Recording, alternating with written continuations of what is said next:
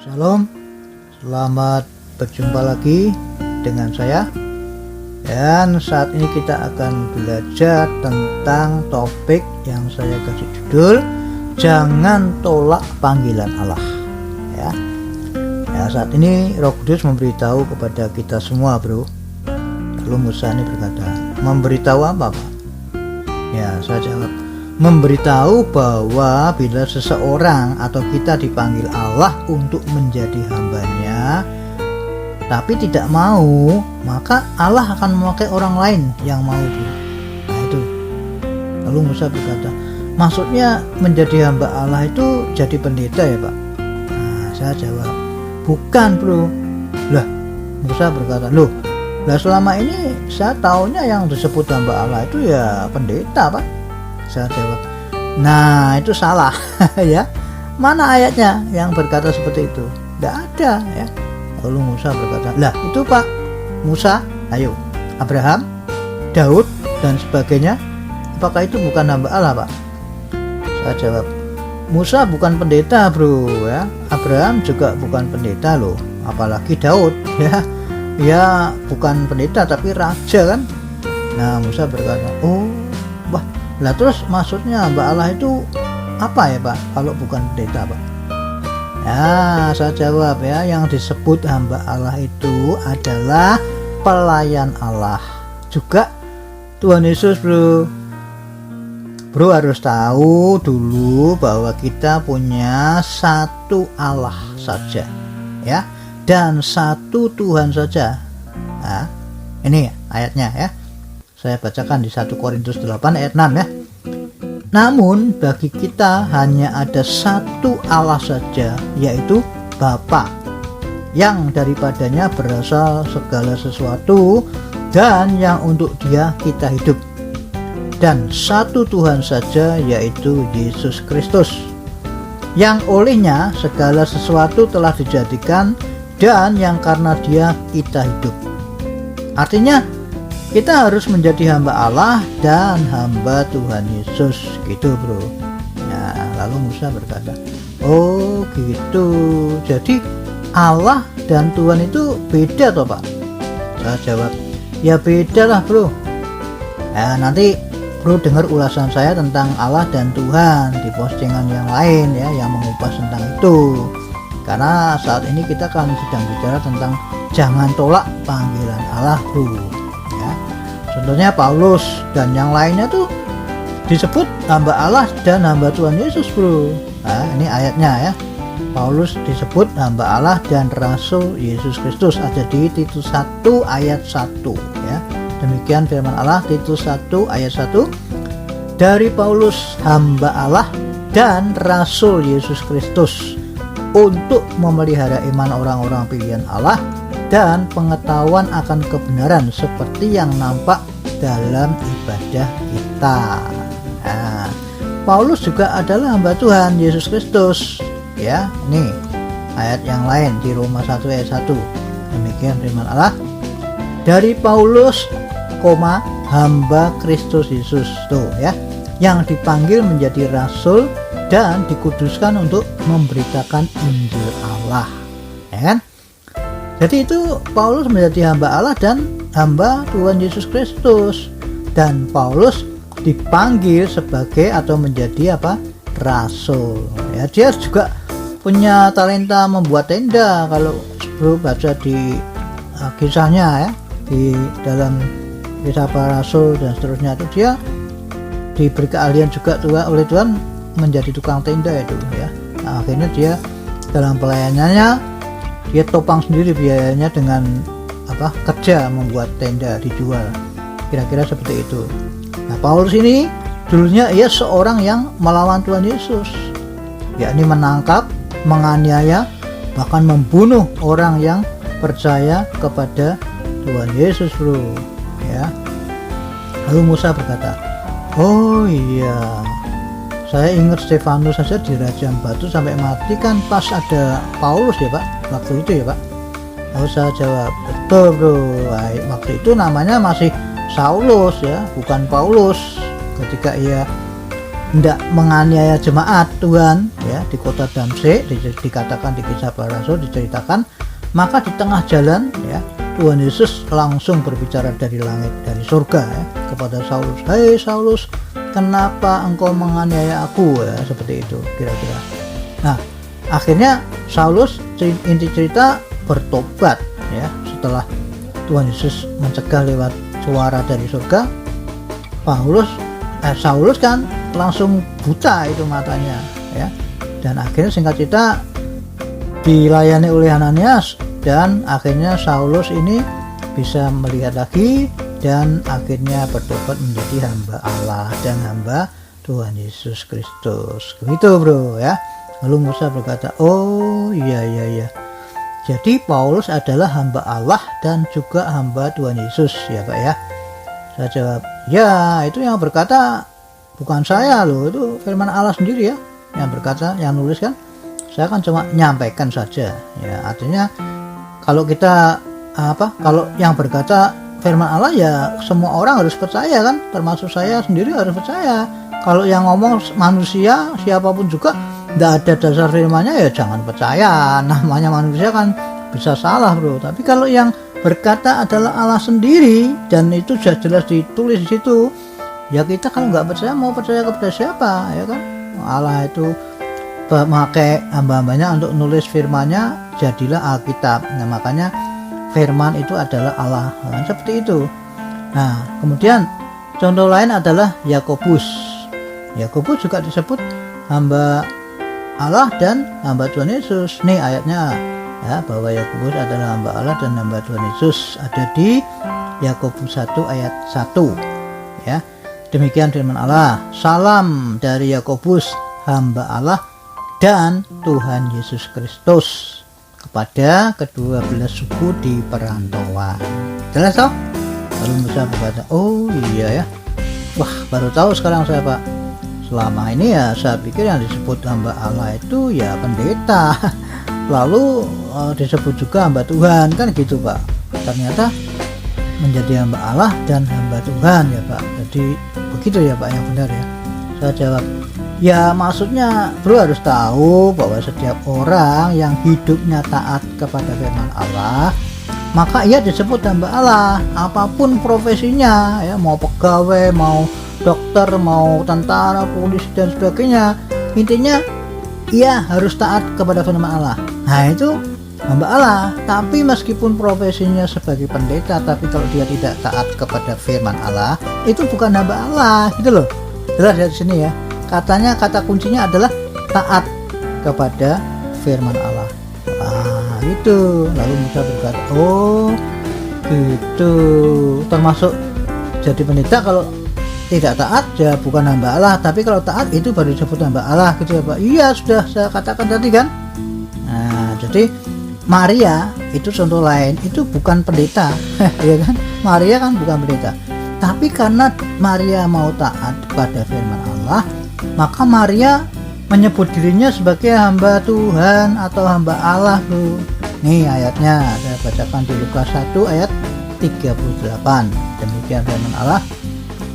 Kata Maria, "Sesungguhnya aku ini adalah hamba Tuhan. Jadilah padaku menurut perkataanmu itu." Lalu malaikat itu meninggalkan dia. Nah, Musa ini berkata, "Oh iya ya.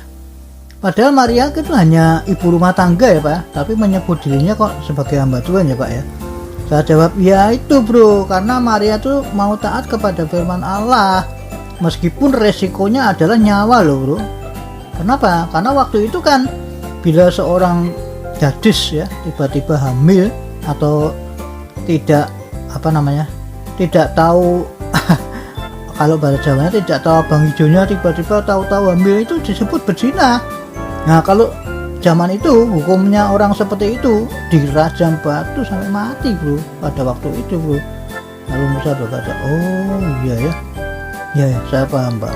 Jadi Maria disebut hamba Allah karena Maria mau taat kepada firman Allah ya Pak, sekalipun ada risikonya, yaitu bisa dirajam batu sampai mati ya, karena Maria kan tidak punya suami, maksudnya baru bertunangan sama Yusuf ya Pak, belum jadi suami istri ya. Lalu kenapa kok di ayat itu kok ditulis hamba Tuhan ya Pak? kan Tuhan Yesus kan belum lahir, Pak. Ya, begini ya. Alkitab Perjanjian Baru dalam bahasa Indonesia itu menulis nama Allah dalam Perjanjian Lama yang ditulis YHWH dalam bahasa Ibrani. Itu ditulis oleh Alkitab bahasa Indonesia itu Tuhan, TUHAN. Dalam Perjanjian Lama itu TUHAN itu huruf besar semua. Itu maksudnya YHWH. Nah, orang awam kalau tidak diterangkan ya bingung juga baca itu loh. Ini kok Tuhan? Padahal kan kalau Tuhan itu pengertiannya kan bukan nama pribadi, ya toh. Itu kan sebutan. Nama Tuhan itu dia diambil dari kata tuan. Kalau tuan kan bos, di orang sebutan untuk bos di dunia ini ya, manusia. Ya itu disebut tuan. Tapi untuk membedakan antara bos yang di atas sana, yaitu di surga kan tidak bisa kita hanya menyebut tuan, tapi dikasih tambahan jadi Tuhan. Nah, tapi Alkitab Indonesia itu menulis bahasa Indonesia itu menulis dalam Perjanjian Lama YHWH itu kan nama pribadi Allah pada zaman Perjanjian Lama ya. Ditulisnya Tuhan huruf besar semua. Jadi orang kalau ndak diterangkan ya memang bingung baca itu loh, kok ini Tuhan huruf besar semua itu maksudnya apa? Ternyata maksudnya adalah YHWH, yaitu nama Allah pada zaman Perjanjian Lama. Kemudian pada waktu zaman Perjanjian Baru Tuhan itu tidak ada lagi. Bro bisa periksa ya, dari Matius sampai Wahyu tidak ditemukan lagi ya, tulisan TUHN huruf besar semua itu tidak ditemukan lagi, tapi diganti menjadi Tuhan, T-nya saja yang besar. Nah itu maksudnya adalah YHWH, yaitu nama daripada Allah Perjanjian Lama itu, gitu loh maksudnya. Paham nggak di sini ya? Dan dalam Alkitab bahasa Yunani ya, kalau Perjanjian Baru kan bahasa aslinya ditulis dalam bahasa Yunani, kalau Perjanjian Lama bahasa Ibrani kan begitu.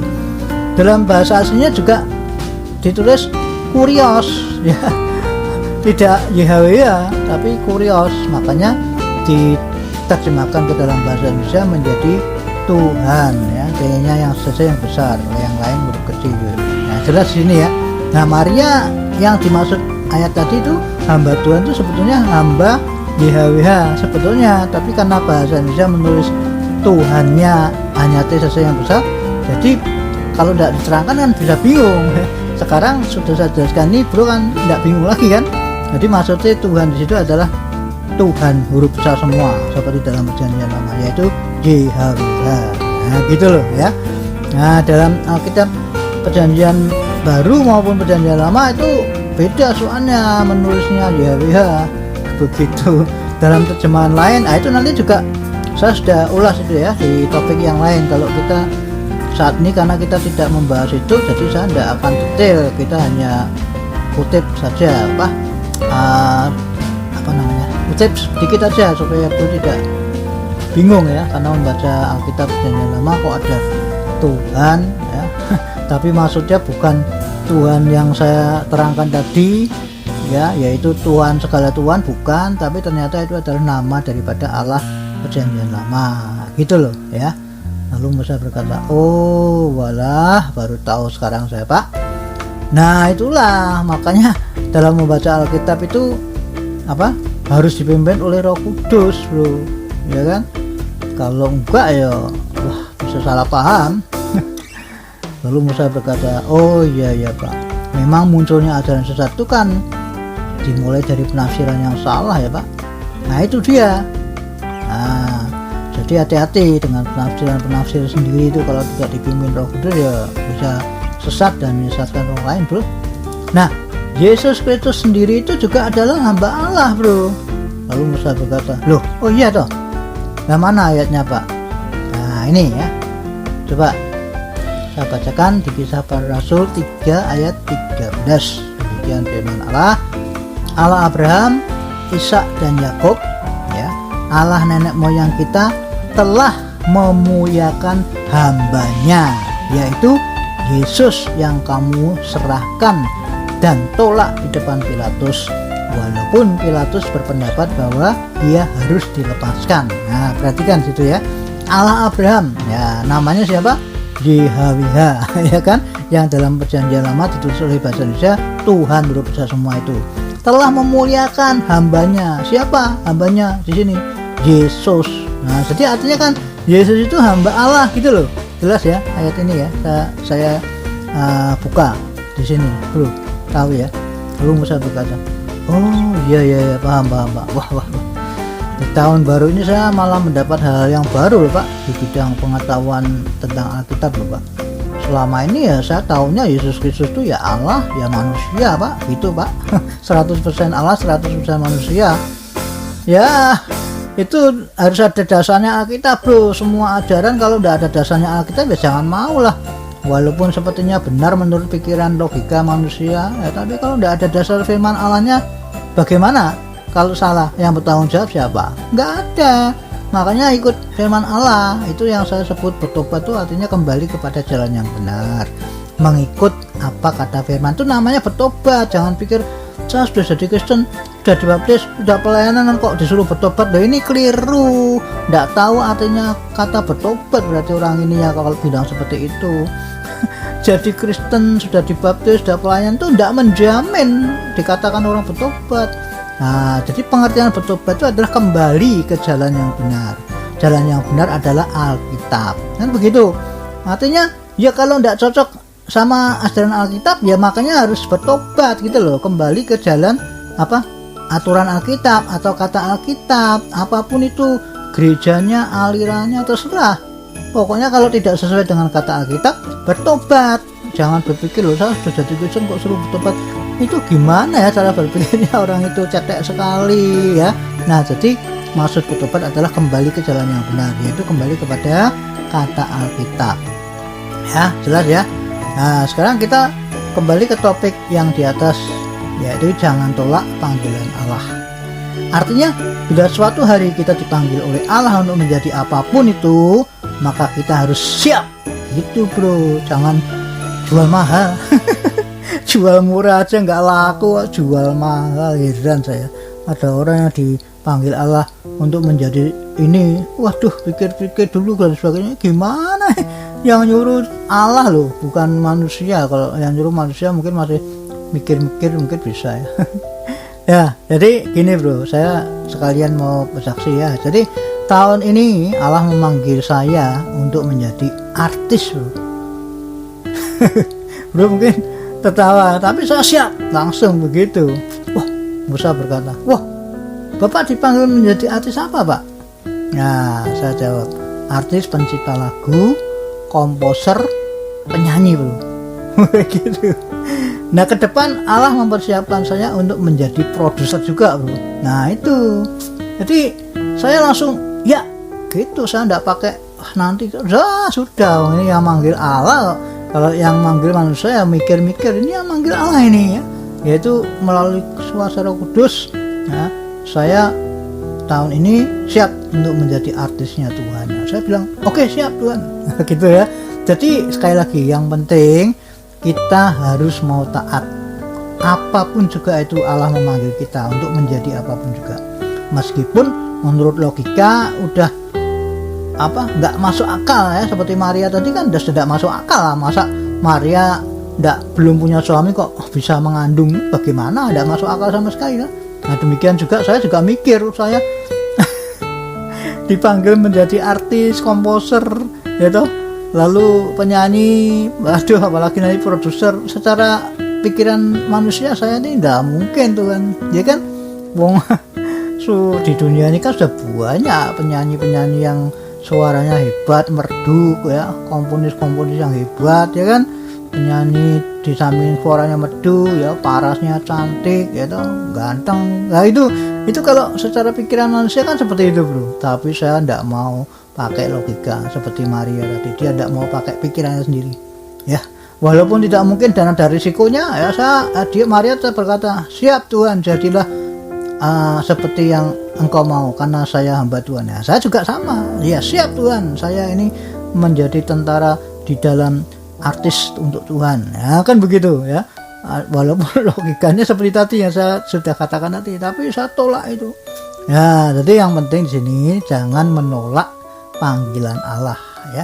Tidak harus jadi artis seperti saya. Sekali lagi itu kan panggilan kan macam-macam ya. ada yang jadi ya profesi kan banyak bro, kalau disebutkan nggak habis nanti waktunya, bisa habis waktunya, durasinya panjang ya. Jadi seperti itu, jelas ya bro ya. Belum bisa berkata, oh iya Pak, puji Tuhan Yesus ya Pak, kalau gitu Pak, kalau saya ikut mendukung lah Bapak dalam hal ini, dipanggil oleh Tuhan menjadi artisnya Tuhan Yesus ya. Saya ikut mendukung, doa Pak, puji Tuhan Pak, saya percaya Tuhan menjadikan Bapak berkat bagi banyak orang ya. Terima kasih, Tuhan Yesus memberkati juga bro. Nah demikian saudara, jadi apa yang saya sampaikan ini kiranya juga menjadi berkat bagi Bapak Ibu Saudara di mana saja berada. Tuhan Yesus memberkati, amin.